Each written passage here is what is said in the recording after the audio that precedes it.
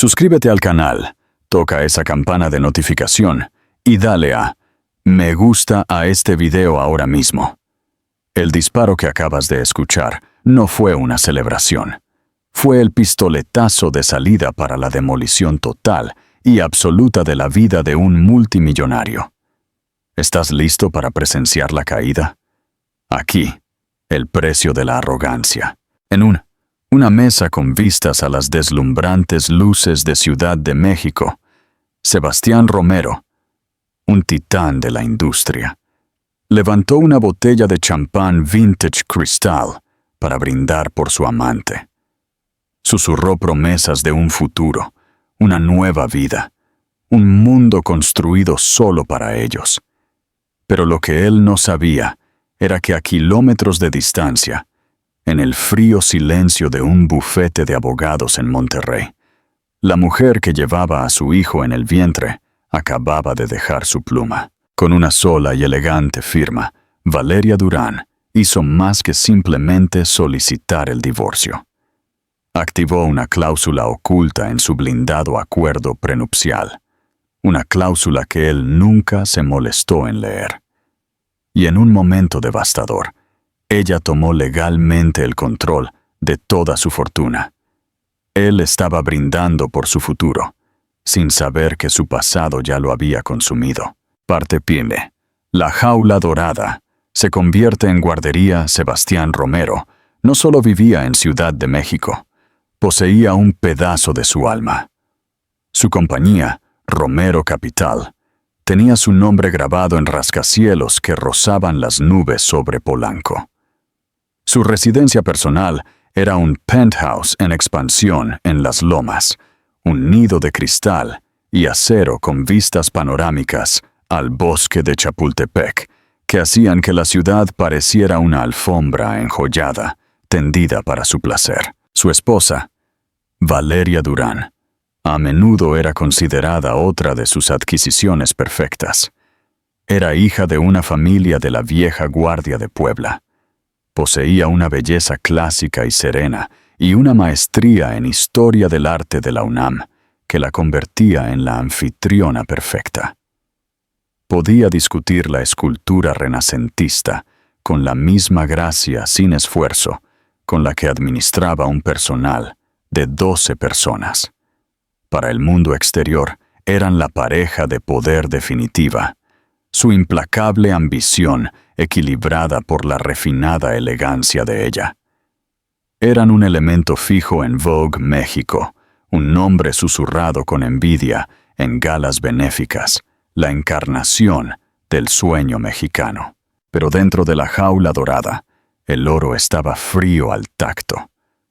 Sebastián veía a Valeria no como una socia, sino como una curadora de su vida. Ella manejaba el hogar, el calendario social y su imagen pública, todo con una eficiencia impecable que él simplemente esperaba. Sus conversaciones hacía tiempo que habían degenerado de sueños compartidos a informes logísticos.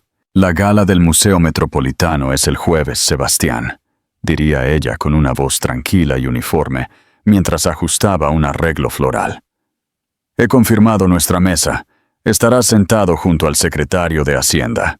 Bien, asegúrate de que mi esmoquín esté planchado, el de las solapas de seda, respondía él, sin levantar la vista de la brillante pantalla de su tablet, donde los índices bursátiles fluían como una cascada digital. Le hablaba con el mismo tono conciso que usaba con su asistente ejecutivo. Durante 5 años, Valeria desempeñó su papel. Había confundido su ambición inicial con pasión, su posesividad con amor.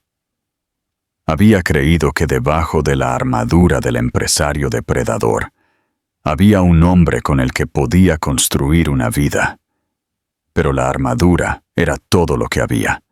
Era un hombre que coleccionaba cosas hermosas: arte, coches, empresas, una esposa, y esperaba que permanecieran prístinas y silenciosas. La soledad era una entidad en sí misma, una invitada silenciosa constante en su cavernoso hogar. Ella caminaba por los pasillos de mármol, sus pasos resonando en el silencio, sintiéndose como un fantasma en su propia vida. El único calor que encontraba era en el pequeño solarium que había convertido en su biblioteca personal. Fue en ese solarium, una tarde fresca de septiembre, que todo cambió. Un sutil agotamiento se había aferrado a ella durante semanas. Una náusea débil pero persistente la saludaba todas las mañanas. Ella lo había atribuido al estrés, pero mientras regaba una orquídea, una ola de mareo tan profunda la invadió que tuvo que agarrarse al respaldo de un sillón de terciopelo para estabilizarse. 2 horas después, se sentó en el borde de su fría bañera de mármol, mirando un pequeño palo de plástico en su mano temblorosa. Una cruz azul, inconfundible. Embarazada, una avalancha de emociones contradictorias la invadió. Hubo un destello de alegría primal y feroz. Un bebé, una vida, una parte de ella que no era propiedad ni estaba curada por Sebastián. Pero fue seguido instantáneamente por una ola de pavor frío. ¿Cómo podría traer un hijo a este vacío emocional? ¿Qué clase de padre sería Sebastián? Un hombre que veía a la familia como un legado, una dinastía, no como una fuente de amor y calidez. Decidió decírselo esa noche. Le pidió a su chef privado que preparara su comida favorita. Vieiras selladas, seguidas de un Ribeye Wagyu añejo. Eligió una botella de su Bordeaux preferido, un Chateau Margaux 1998. Quería que todo fuera perfecto, un aterrizaje suave para la noticia que esperaba que salvara el abismo entre ellos. Él llegó tarde como de costumbre. Se quitó el abrigo a medida y se lo arrojó al ama de llaves sin decir una palabra. Entró en el comedor, aflojándose la corbata. «¡Día largo!», gruñó, sentándose a la cabecera de la larga mesa pulida. «Lo entiendo», dijo Valeria suavemente. «Esperaba que pudiéramos hablar». «¿Es sobre la gala? Porque te dije que no soporto otro de los discursos divagantes de tus primos». «No, no es sobre la gala», dijo ella, con las manos entrelazadas en su regazo. «Es algo importante, algo personal». El chef sirvió las vieiras. Sebastián picoteó. Sus ojos ya se dirigían al teléfono que había colocado sobre la mesa a su lado. «Solo dímelo, Valeria. Tengo una llamada temprana con la oficina de Tokio». Tomando una respiración profunda, ella lo miró directamente. Su corazón latía con fuerza. «Sebastián, estoy embarazada». El silencio que siguió fue denso y absoluto. Él dejó de masticar. Lentamente, dejó su tenedor y la miró. Realmente la miró por primera vez en toda la noche. Pero la expresión en sus ojos no era alegría o sorpresa o incluso curiosidad. Era cálculo. Se reclinó en su silla. Una sonrisa lenta e inescrutable se extendió por su rostro. «Bueno», dijo finalmente, tomando su copa de vino, «eso es eficiente». Valeria lo miró fijamente, desconcertada. «¿Eficiente?». «Por supuesto», continuó, agitando el líquido rojo intenso. «Asegura el legado Romero. Buen momento, de hecho. Podemos anunciarlo en la edición de invierno de Vanity Fair. Es bueno para la marca». Tomó un sorbo de vino, su mirada distante, ya planeando el comunicado de prensa. No había preguntado si ella estaba bien. No había preguntado si estaba feliz o asustada. No se había acercado a su mano. Había evaluado la noticia como una transacción comercial, un movimiento estratégico que beneficiaba a su imperio. En ese momento, al verlo procesar la creación de su hijo como una oportunidad de relaciones públicas, el último hilo frágil de esperanza al que Valeria se había aferrado, se rompió. El amor que pensó que sentía por él, el amor que había estado tratando de revivir durante años, se coaguló en otra cosa. Era una certeza fría y dura. Ella no era su esposa. Ella era su activo, y ahora llevaba su activo más valioso. La jaula dorada acababa de convertirse en una guardería, y ella sabía con aterradora claridad que tenía que encontrar una salida, no solo para ella, sino para la pequeña vida inocente que crecía dentro de ella. Partes de Boys, La amante y el rastro del dinero. La aventura de Sebastián Romero comenzó, como muchas, no con una explosión de pasión, sino con el zumbido tranquilo de la apreciación mutua por las cosas hermosas y caras. El objeto de esa apreciación era Isabela Vidal. Isabela no era una modelo vacía o una asociada joven con los ojos muy abiertos. Isabela era una fuerza de la naturaleza, por derecho propio. La dueña de una elegante galería de arte minimalista en el distrito de Roma Norte, llamada Vidal Contemporáneo. Era inteligente, ambiciosa y poseía un instinto depredador por la debilidad. Ella y Sebastián se conocieron cuando él buscaba adquirir una pieza importante de un artista emergente alemán. Isabela gestionó la adquisición.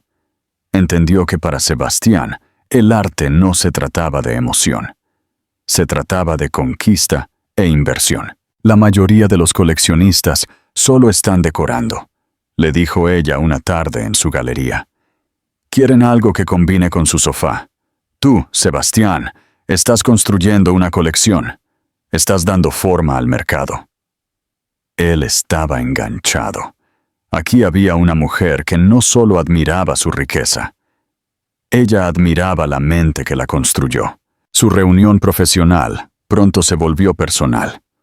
Una discusión sobre una pintura se convirtió en un largo almuerzo en un lugar de moda, donde su mano se detenía en su brazo un segundo de más. Una llamada nocturna sobre una subasta se disolvió en conversaciones íntimas sobre sus ambiciones. Ella creó un mundo para él, que era un antídoto contra la perfección estéril de su vida con Valeria. Era la amante perfecta. Era exigente de una manera que alimentaba su ego, requiriendo regalos caros, viajes lujosos y acceso exclusivo. Pero nunca exigió lo único que él no podía darle: legitimidad. Él la colmó de regalos: un raro Patek Philippe, un clásico descapotable, una tarjeta American Express negra vinculada a un holding privado para mantenerla fuera de sus cuentas principales. Él era meticuloso, pensó, acerca de cubrir sus huellas. La noticia del embarazo de Valeria apenas se registró como una complicación para su aventura. En todo caso, hizo que su compartimentación se sintiera aún más justificada. Valeria ahora cumplía su función principal: producir un heredero. Ese era su mundo, el mundo de él, el que lo hacía sentir verdaderamente vivo. Era con Isabela. Una semana después de saber que iba a ser padre, él estaba con Isabela en su elegante loft de la Roma.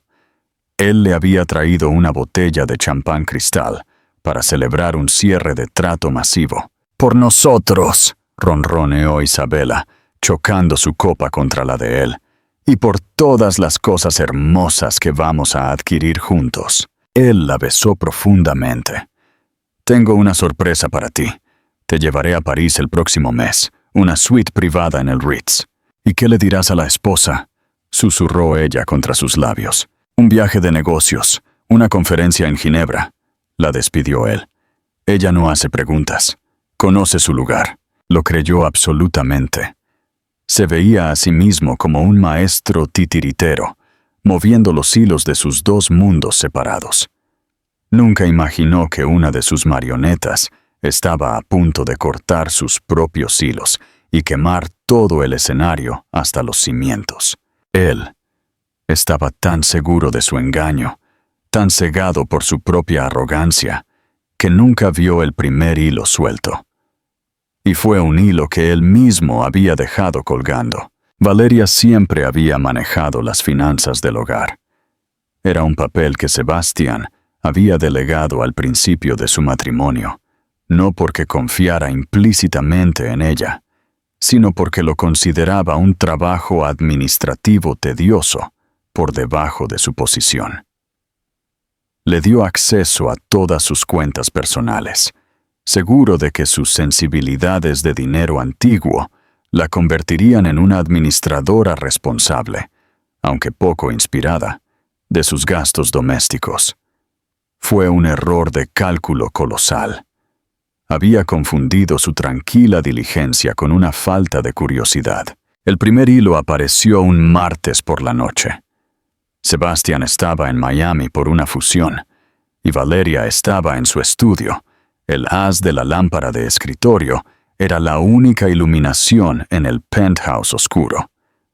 El bebé se hizo notar con un aleteo suave y persistente, una conversación secreta entre madre e hijo. Ella estaba revisando el estado de cuenta mensual de su cuenta conjunta principal, Amex, una tarea que realizaba con atención meticulosa. Escaneó las columnas de cifras, Bergdorf Goodman, los servicios de chef privado, una donación a la filarmónica, el ritmo habitual de su opulenta vida. Y luego lo vio. Un cargo por $75,000. El proveedor figuraba como Vidal contemporáneo. Valeria se detuvo. Ella conocía a todos los principales marchantes de arte de la ciudad, y más allá. Nunca había oído hablar de este. También era una cantidad significativa, demasiado grande para una compra casual. Sebastián no había mencionado la adquisición de una nueva pieza. De hecho, recientemente se había quejado de que el mercado del arte estaba sobrevalorado. La curiosidad se encendió. Abrió su laptop y escribió el nombre de la galería en la barra de búsqueda. El sitio web era elegante y agresivo, lleno del tipo de arte conceptual abrasivo que Sebastián siempre profesó odiar. La dueña de la galería figuraba como Isabela Vidal. Una foto mostraba a una mujer llamativa, con ojos oscuros y desafiantes, de pie junto a una escultura que parecía un revoltijo de metal oxidado. Una sensación incómoda, fría y aguda le picó el corazón a Valeria. Era solo un cargo. Podría ser cualquier cosa.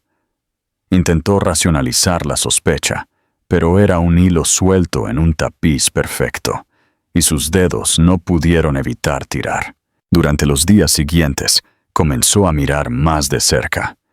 Buscó en cuentas que no había revisado en años, cuentas subsidiarias de sus holdings privados, las que usaba para inversiones discretas. Cotejó identificaciones fiscales y códigos de transferencia bancaria, utilizando la perspicacia financiera que su padre, un astuto inversor, había insistido en que aprendiera. Lo que encontró fue un patrón. No había un solo cargo. Había docenas que se remontaban a más de un año, transferencias bancarias mensuales a una cuenta privada, todas clasificadas bajo etiquetas vagas como honorarios de consultoría o servicios de adquisición. Había cargos de joyerías de lujo donde ella nunca había comprado, reservas de hotel en ciudades donde él no tenía reuniones de negocios, billetes de avión programados para dos que nunca fueron para ella. Y todo parecía orbitar alrededor de un nombre: Isabela Vidal. La evidencia se estaba acumulando. Cada descubrimiento era un pequeño corte afilado, pero todo era circunstancial. Los datos financieros podrían explicarse. Sebastián era un maestro de la negación plausible. Ella sabía que necesitaba algo irrefutable. Ella necesitaba verlo. La decisión de contratar a un investigador privado se sintió como una traición a la mujer que solía ser. La mujer que creía en la privacidad y la confianza. Pero esa mujer se había ido, reemplazada por alguien frío y lúcido, Encontró una firma discreta dirigida por un exdetective de la policía llamado Roberto Costa. Se reunió con él en un café sin pretensiones, en un distrito diferente. Estaba vestida de forma discreta, con gafas de sol y una simple gabardina. «Señorita Durán», dijo Costa, con voz grave. No parecía impresionado por su nombre. «¿Qué puedo hacer por usted?» «Necesito que siga a mi esposo», dijo ella, su propia voz firme, sorprendiéndose por la falta de temblor. «Necesito saber a dónde va y a quién ve». Una semana después, llegó un sobre de Manila sencillo a través de un mensajero. Valeria lo llevó a su solarium, el único lugar que se sentía como suyo, y se sentó, con las manos temblando. Dentro había una docena de fotografías brillantes. La primera mostraba a Sebastián entrando en la Galería Vidal, luego fotos de él e Isabela riendo durante el almuerzo, la mano de ella en su brazo con cercanía íntima. Otra los mostraba saliendo de un hotel, no en Cancún o Los Cabos, sino el Hotel Carlota, a menos de 5 kilómetros de su propia casa. Y luego la fotografía final, la que lo destrozó todo. Fue tomada de noche a través de la gran ventana del loft de Isabela. Sebastián estaba de pie detrás de ella, con los brazos alrededor de su cintura. La estaba besando en el cuello, con los ojos cerrados. Isabela se inclinó hacia él, una sonrisa triunfante y posesiva en su rostro, mientras miraba hacia su reflejo y, por extensión, a la lente de la cámara en el cristal. Era un retrato de traición, crudo e innegable. Valeria dejó que la foto se le resbalara de los dedos, esparciéndose por el suelo. Ella no lloró. El dolor era demasiado profundo, demasiado vasto para las lágrimas. Era un abismo hueco y resonante abriéndose dentro de ella. Cada recuerdo compartido, cada aniversario, cada momento de esperanza de sus 5 años de matrimonio fue instantáneamente recontextualizado como una mentira. Su impaciencia, su desprecio, su distancia emocional. Todo tenía sentido ahora. Él no había estado ocupado, había estado ausente. Estaba viviendo otra vida, una vida que prefería, una vida que había pagado con su dinero compartido y su confianza robada. Se sentó allí durante mucho tiempo. El silencio del penthouse la oprimía. Su mano fue instintivamente a su estómago, al suave aleteo que ahora era una presencia reconfortante constante. Había sido tan ingenua. Había pensado que este niño podría ser el pegamento que reparara las grietas en su matrimonio. Ahora vio la verdad. Este niño no era un puente hacia él. Este niño era su ancla, su razón para escapar. La sensación de vacío comenzó a retroceder. Y en su lugar, algo nuevo comenzó a crecer. No era tristeza. No era desesperación. Era una rabia lenta y ardiente, dura como un diamante. Él había llamado a la noticia de su hijo eficiente y buena para la marca. Había reducido el momento más profundo de su vida a una entrada en el balance general de su legado. Se había parado en esta misma casa bajo este techo y le había mentido día tras día, mientras gastaba su fortuna en su vida secreta. Ella se levantó y caminó hacia las fotografías esparcidas. Recogió la última, la imagen de Sebastián e Isabela en su abrazo. Miró su rostro, perdido en su placer egoísta, y el rostro de Isabela, sonriendo en señal de victoria. Ambos pensaron que habían ganado. Pensaron que ella era una tonta, una esposa decorativa e inconsciente. La habían subestimado. Todos la habían subestimado. Eso estaba a punto de convertirse en el error más caro que Sebastián Romero jamás había cometido. Parte 13. La cláusula inquebrantable. El ajuste de cuentas de Valeria fue un crisol, Quemó las partes blandas y permisivas de ella y forjó lo que quedaba en algo afilado e irrompible. A la mañana siguiente, Kela no confrontó a Sebastián. No habría acusaciones de lágrimas ni gritos. Ese era el drama que él esperaría, una escena que él podría manejar, manipular, en última instancia, descartar. Ella había terminado de interpretar escenas en su obra. Iba a escribir su propio final. Su primera llamada no fue a un abogado de divorcios, fue a Marco Cárdenas. Marco era una leyenda en ciertos círculos legales de la ciudad, un nombre susurrado con una mezcla de miedo y reverencia. No era un abogado de familia que se especializaba en separaciones amistosas.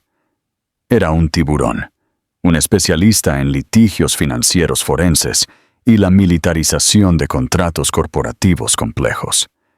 Tenía un particular desdén por los titanes arrogantes de dinero nuevo, como Sebastián Romero. Se reunieron en su oficina, un espacio que era la antítesis del mundo de Sebastián. Era antiguo, con paneles de madera oscura, con olor a libros encuadernados en cuero y poder silencioso. Marco Cárdenas era un hombre de unos 50 años, con penetrantes ojos grises y una quietud inquietante. Escuchó sin interrupción mientras Valeria exponía su historia. Su voz era un monótono bajo y firme. Concluyó colocando el sobre de Manila, con las fotografías en su escritorio pulido.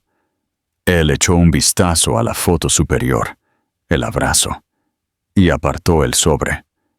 No necesitaba ver el resto. La infidelidad es predecible, señorita Durán. Su voz era seca. Por sí sola, es una posición de negociación débil en este estado. El daño emocional es inmenso, pero el apalancamiento financiero es mínimo. ¿Qué más tiene? Este era el momento. Valeria buscó en su bolso y sacó un documento grueso y encuadernado.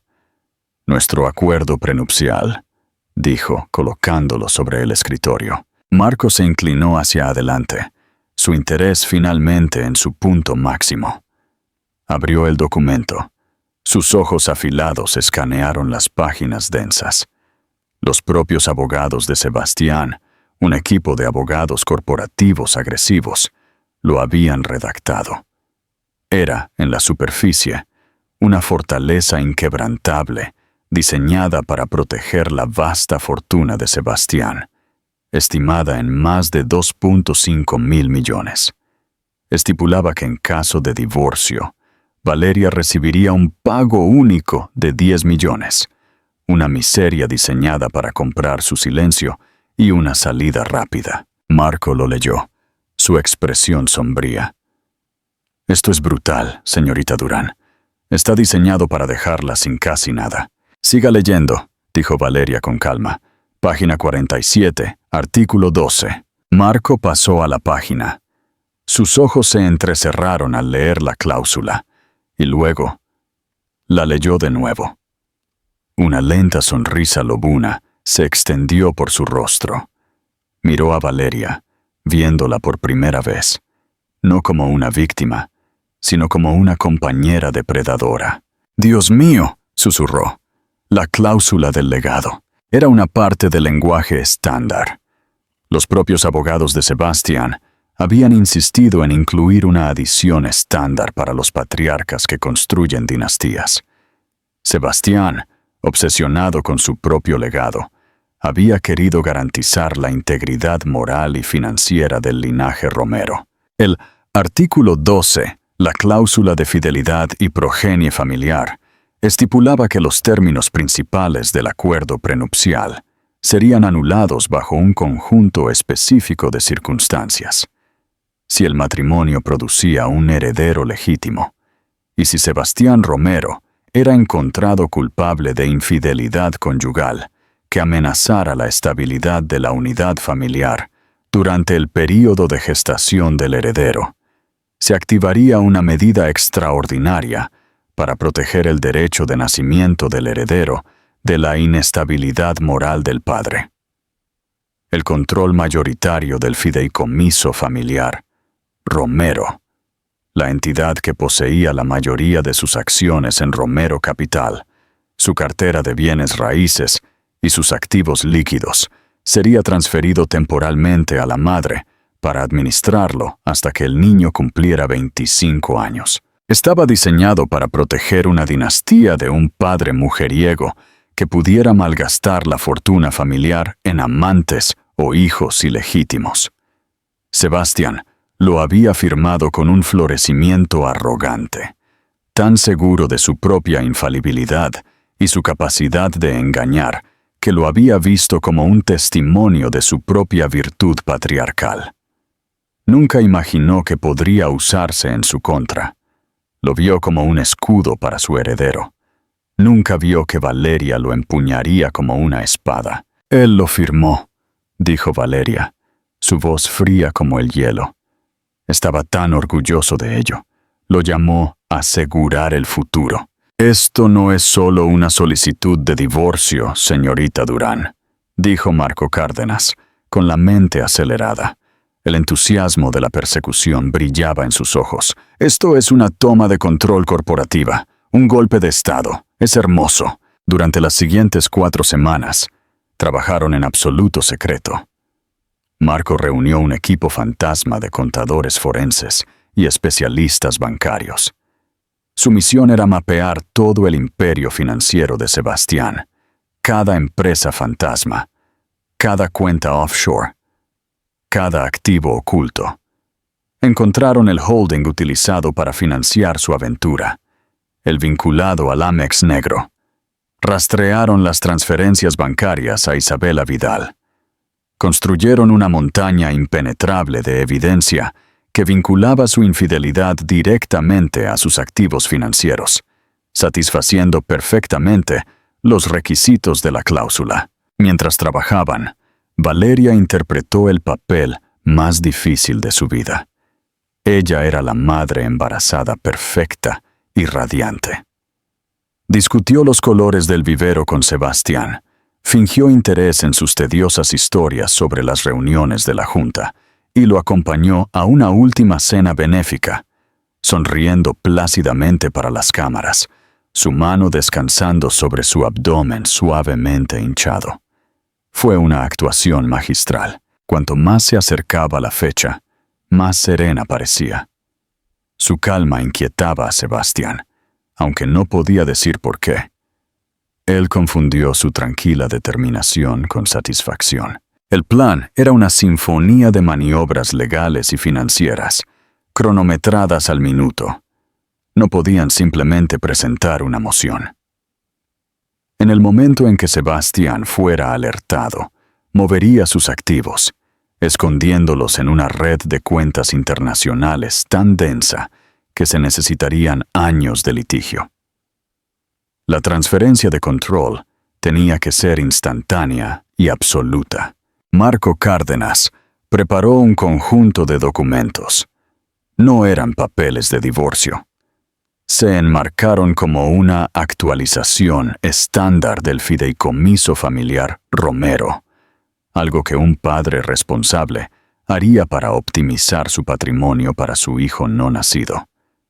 Había docenas de páginas de términos legales densos, pero enterrados dentro de ellos estaban los documentos desencadenantes.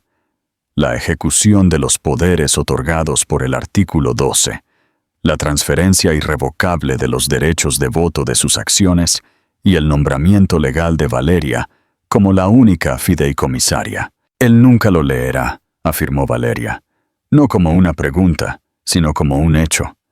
Hombres como él nunca lo hacen. Marco estuvo de acuerdo. Ven una pila de papeles de su propio consejo, y todo lo que ven es su propio poder reflejado en él. Firman porque creen que son intocables. Se fijó la fecha. Un jueves, el día de la gala del museo por la que estaba tan molesto. Valeria sabía que estaría distraído. Su mente en las aburridas cortesías de la noche y sin duda en sus planes con Isabela más tarde. El día anterior, Valeria fue a su cita con el obstetra. Se acostó en la habitación oscura, el gel frío en su abdomen, y observó la imagen granulada en blanco y negro en la pantalla.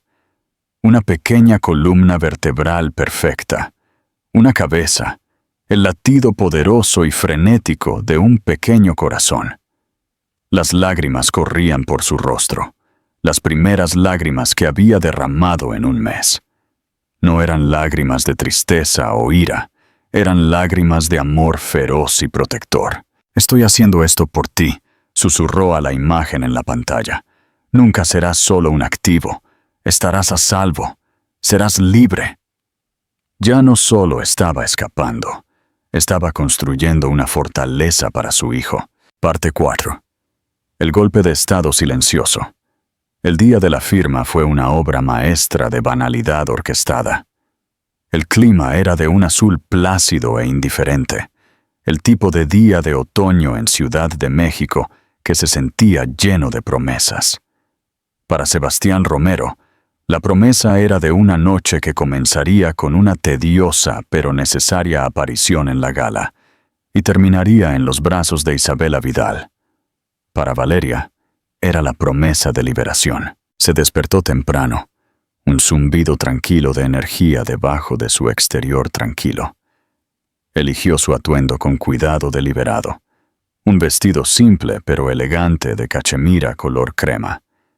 Era modesto, maternal y completamente no amenazante.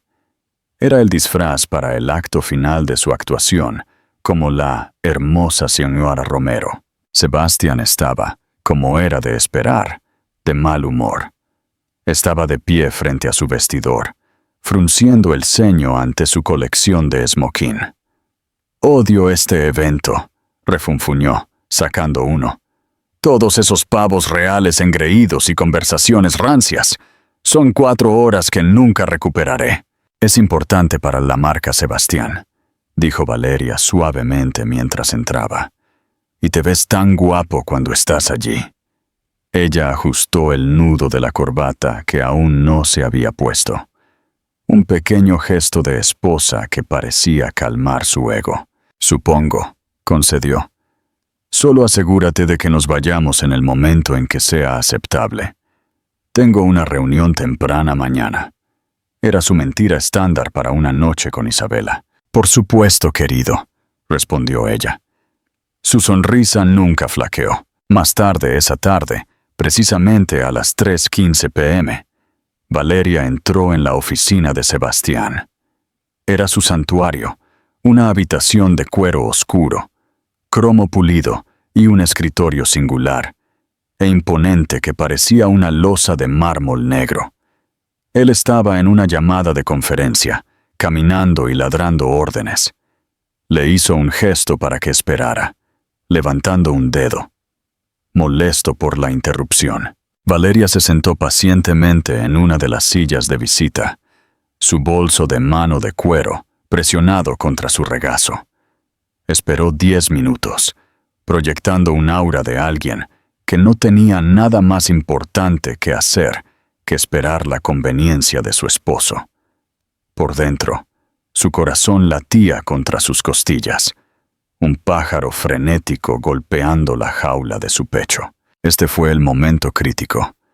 Si se resistía, si elegía leer, si incluso un destello de sospecha cruzaba por su mente, todo el plan colapsaría. Finalmente colgó el teléfono. «¿Qué es, Valeria? Estoy abrumado». «Lamento molestarte, cariño», comenzó ella, su voz suave y apologética. «Es solo que los abogados enviaron esto. Dijeron que necesitabas firmarlos antes del final del día». Abrió su bolso y colocó la gruesa pila de documentos sobre su escritorio. Encima había una carta de presentación del socio principal de su propia firma de abogados de confianza, un nombre que Sebastián tenía con una retención de varios millones de dólares.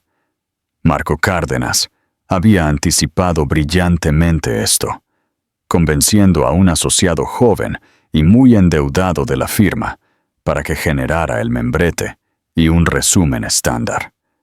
El resumen describía los documentos como el Fideicomiso Provisional Romero, una actualización para salvaguardar los activos para su hijo no nacido. Sebastián echó un vistazo a la carta de presentación. Sus ojos escanearon el logotipo familiar. Gruñó en señal de reconocimiento. Cierto, la actualización del fideicomiso. Lo había olvidado. Cogió la pila, sopesándola en su mano, su expresión de extrema impaciencia. Claramente no tenía intención de leerlo.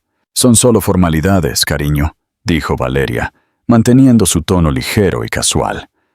Procedimiento estándar para establecer la herencia del bebé, pero han puesto pestañas en las páginas que necesitas firmar.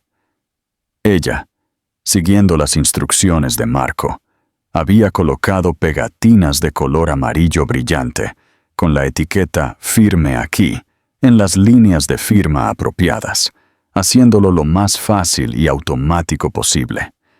Ella lo estaba tratando como a una celebridad ocupada firmando autógrafos, no como a un multimillonario que renunciaba a su imperio. Él hojeó las páginas.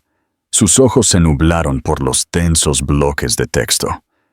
Vio jerga legal sobre fideicomisos, programas de activos, apéndices. Parecía exactamente como cualquier otro documento corporativo tedioso que firmaba una docena de veces a la semana. Su mente ya estaba en otra parte, en el discurso que tenía que evitar en la gala, en la reserva que había hecho en un club privado para él e Isabela. A las 3:20 p.m. cogió su bolígrafo, un pesado Montblanc personalizado. Bien, ¿dónde firmo?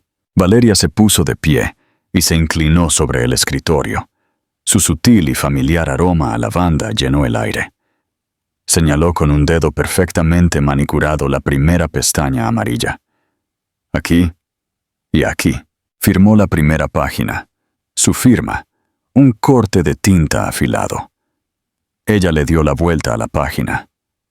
Y aquí, firmó de nuevo. Con cada trazo del bolígrafo, un nuevo cable en su vasta red financiera se cortó de él y se redirigió a ella. Los derechos de voto de su participación mayoritaria en Romero Capital. Las escrituras de sus propiedades en Valle de Bravo y Aspen. Los códigos de control para sus principales cuentas de inversión. Cortar, cortar, cortar. Mientras firmaba la página final, la que promulgaba el poder del artículo 12 y hacía que todas las demás transferencias fueran legalmente vinculantes e irrevocables, Valeria sintió una profunda y vertiginosa sensación de vértigo. Estaba hecho. La trampa había saltado. Él seguía siendo el rey, pero estaba sentado en un trono que ya no le pertenecía. Empujó la pila de papeles de vuelta a través del escritorio hacia ella. Ahí tienes. Todo listo. Ahora, si me disculpas, necesito prepararme para esta espantosa fiesta. Se levantó inmediatamente, descartando el momento, los papeles y a ella de su mente.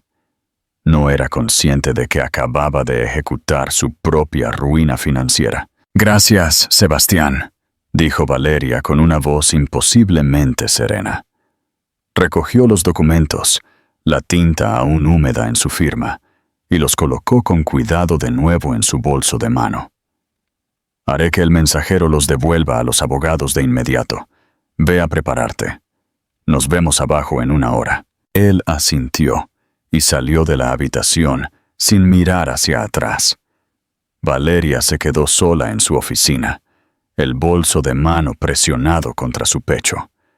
Miró alrededor de la habitación los símbolos de su poder, los trofeos de sus conquistas. Ahora eran suyos. Caminó hacia la ventana del piso al techo y miró la ciudad extendida debajo. Ya no era su reino en el que ella era una prisionera. Era su dominio, ganado no por la fuerza bruta, sino por la inteligencia tranquila y subestimada de una mujer a la que nunca se molestó en ver de verdad. Se acababa de producir un cambio sísmico silencioso, y la única persona en el mundo que lo sabía era la que él había agraviado más. Parte con el brindis final y el colapso. El aire en el restaurante era denso con el aroma a dinero y ambición. Sebastián había elegido Le Bernardin, un templo de la alta cocina, para su cita con Isabela. Se había saltado la gala en el momento más temprano posible, dejando que Valeria pusiera sus excusas, alegando una migraña repentina. La mentira había salido de su lengua con facilidad practicada. Estaba sentado frente a Isabela en un lujoso reservado. Las luces de la ciudad eran un telón de fondo deslumbrante. Ella llevaba un vestido rojo sangre que se aferraba a ella como una segunda piel, un marcado contraste con el mar de elegancia sobria que llevaría Valeria. «Odio haber tenido que verte con él esta noche», se quejó Isabela, agitando el cabernet color rubí en su copa. Incluso desde el otro lado de la sala, de pie allí, toda maternal y engreída. «Es solo un espectáculo, lo sabes», dijo Sebastián, acercando la mano a la mesa para tomar la suya. «Pero el espectáculo está a punto de terminar». Esta era la mentira que le había estado diciendo durante meses. La zanahoria que colgaba para asegurar su cumplimiento, la promesa de un futuro donde Valeria era una nota a pie de página. «¿Lo es, Sebastián?», preguntó ella. Sus ojos oscuros escudriñaban los suyos. «Porque ese vientre suyo se está volviendo bastante prominente». «Eso», dijo él, inclinándose y bajando la voz. «Es una complicación, pero también una oportunidad. Cambia la línea de tiempo, pero el resultado es el mismo. Tú y yo».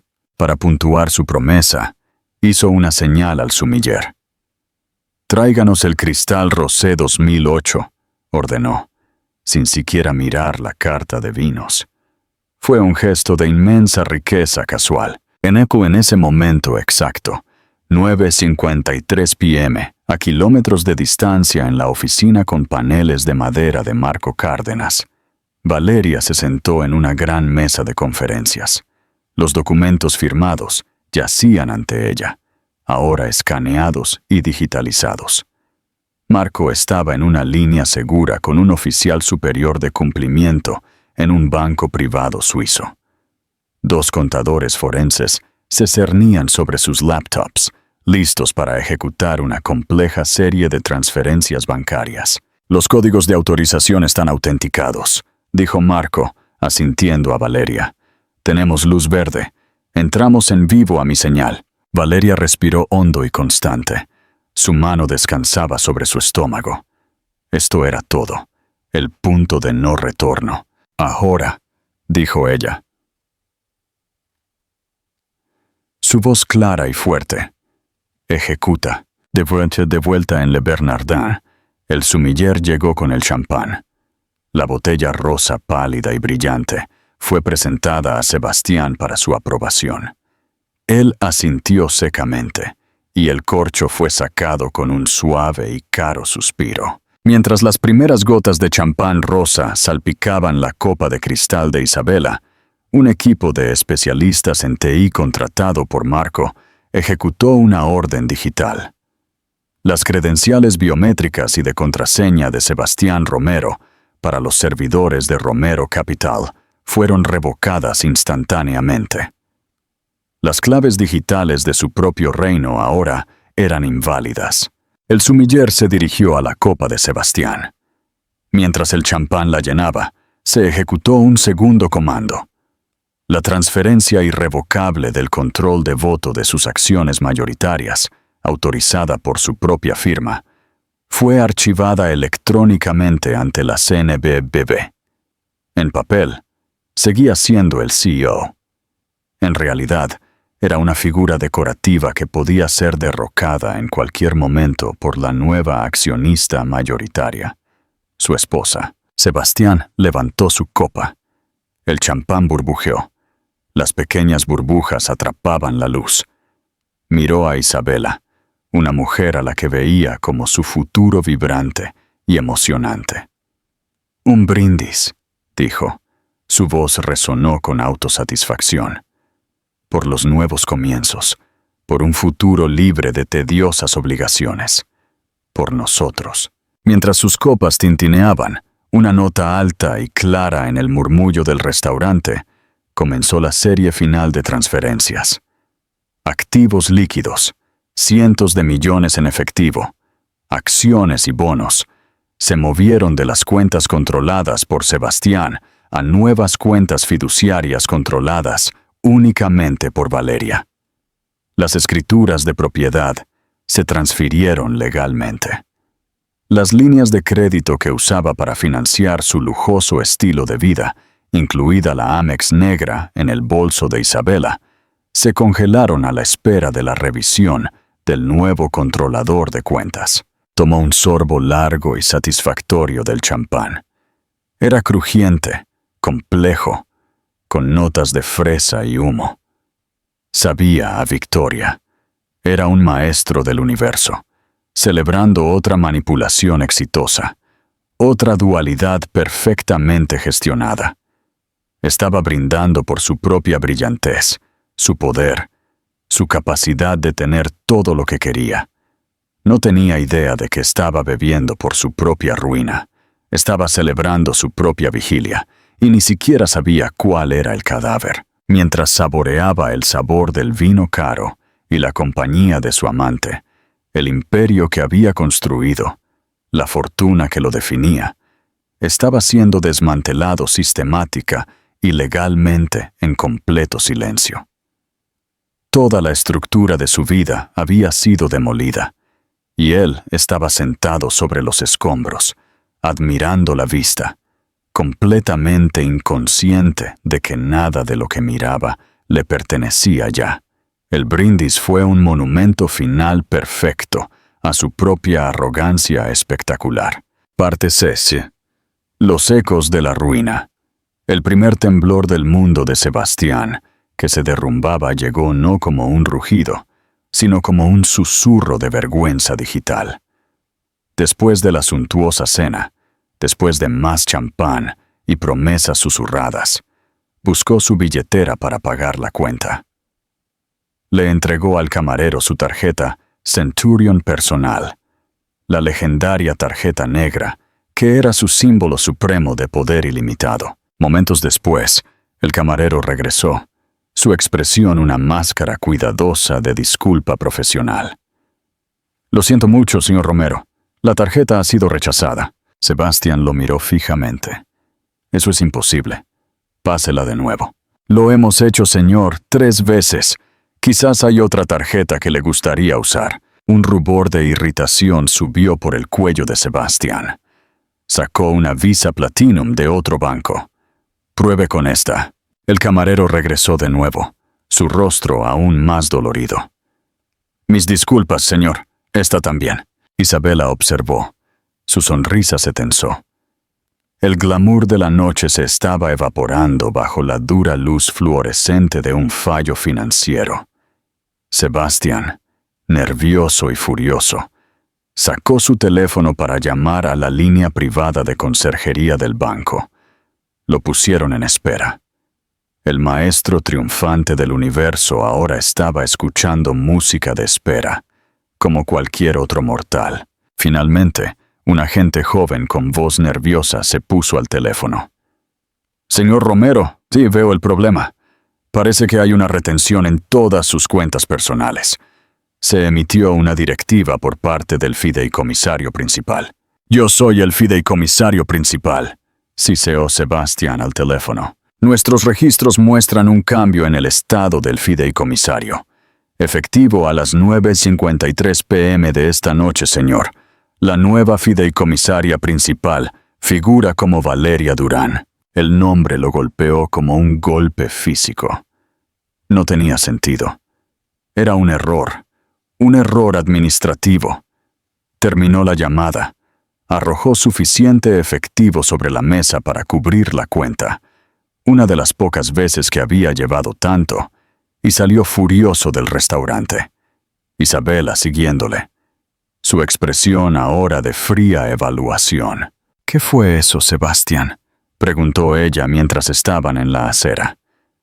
El aire de la ciudad estaba repentinamente frío. No es nada. Un fallo bancario, espetó, tratando frenéticamente de acceder a su cuenta corporativa de Romero Capital en su teléfono para llamar a su chofer. Acceso denegado. Intentó de nuevo. Credenciales no válidas. El pánico, una emoción que no había sentido desde que era un joven que se abría camino a codazos, comenzó a serpentear por su estómago. Llamó a un taxi amarillo común. Una humillación en sí misma. Durante el tenso y silencioso viaje de regreso a las Lomas, intentó frenéticamente llamar a su director financiero, a su abogado, a cualquiera. Cada llamada fue directamente al buzón de voz. Era como si hubiera sido excomulgado digitalmente de su propia vida. Cuando el taxi se detuvo frente a su edificio, el golpe aplastante final aterrizó. Caminó hacia la gran entrada, pero el portero, un hombre que lo había saludado por su nombre durante años, se adelantó para bloquear su camino. Su rostro, una imagen de miseria. Lo siento, señor Romero, no puedo dejarlo subir. ¿De qué diablos estás hablando, Miguel? Yo vivo aquí. Mis instrucciones son claras, señor. De la nueva arrendataria principal. La señora Durán es la única residente registrada ahora. Este fue el momento en que la niebla de la negación fue despejada por la luz brutal de la realidad. Esto no fue un fallo. Esto fue un ataque. Esto fue un golpe. Isabela, que había estado observando todo esto, dio un lento paso hacia atrás. El hombre con el que se había vinculado, el titán de la industria, la fuente de recursos ilimitados, estaba siendo excluido de su propia casa. Ella lo vio no como un amante, sino como una acción que acababa de caer a cero. ¡Sebastián! Su voz fue despojada de cualquier calidez. Creo que debería irme. No esperó una respuesta. Se giró, llamó a otro taxi y desapareció en la noche de Ciudad de México, llevándose consigo sus ilusiones de un futuro compartido. Sebastián se quedó parado solo en la acera. Las luces de la ciudad, que antes parecían celebrarlo, ahora se burlaban de su impotencia. Humillado y enfurecido, finalmente recibió un mensaje de texto. Era de un número que no reconoció. Sus pertenencias han sido embaladas y enviadas a una unidad de almacenamiento en un parque industrial fuera de la ciudad. La dirección le será reenviada. Aquí está el número de un hotel que he reservado para usted durante la próxima semana. Después de eso, está solo. Se tambaleó hacia el vestíbulo, donde el conserje le entregó en silencio un sobre grueso de color crema con el elegante monograma AB. Lo abrió. Dentro, con la caligrafía perfecta y en bucle de Valeria, había una carta de varias páginas. No era emocional ni enojada. Era un resumen tranquilo, detallado y devastador de su ruina. Describía su infidelidad, haciendo referencia a las fechas y ubicaciones del informe del investigador privado. Explicaba en términos claros y concisos la función del artículo 12 de su acuerdo prenupcial, la cláusula que nunca se había molestado en leer. Tisha le informó que ella había asumido el control total del fideicomiso familiar Romero y, por extensión, de la compañía, y todos sus activos para proteger el derecho de nacimiento de su hijo, no nacido de un padre con juicio comprometido. La carta concluía con un párrafo final que le desgarró el alma. Una vez llamaste a mi embarazo eficiente y bueno para la marca. Tenías razón. Ha demostrado ser la transacción comercial más eficiente de mi vida. Viste a nuestro hijo como un heredero de tu imperio. En cambio, este niño se ha convertido en el instrumento de mi liberación y tu caída. Me subestimaste, Sebastián. Me viste como otro objeto hermoso que poseías. Descubrirás que de todas tus adquisiciones, yo fui la única que tenía mente propia. Arrugó la carta en su puño. Su cuerpo temblaba con una rabia tan profunda que lo dejó sin aliento. Había sido total, completa y perfectamente derrotado.